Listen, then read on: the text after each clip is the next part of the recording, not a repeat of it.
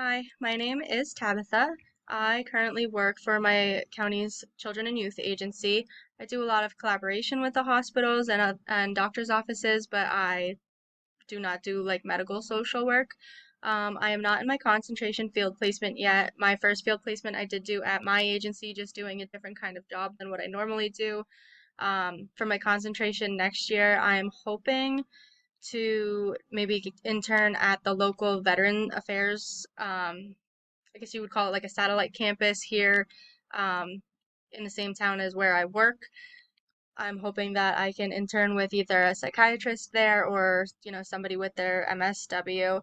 Um, I took medical social work because I'm hoping to learn just the different ways. I'm trying to find like my niche. I've been at children and youth for almost 5 years now, and I do love it, but I am trying to just broaden my horizons and making sure that I'm doing what I love and that I'm where I'm supposed to be at that point, after graduation. I'm hoping to learn a lot from this class. Like I said, I do collaborate a lot with hospitals and the doctor's offices for parents and children's, whether it be, mental health, drug and alcohol, or just regular checkups.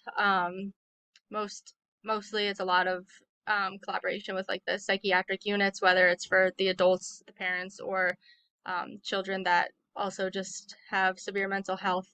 So I'm hoping to learn some more different theories. Maybe I'm using them already and I just don't know that they have a name or whatever the case may be, but I'm hoping to learn a lot. Thank you.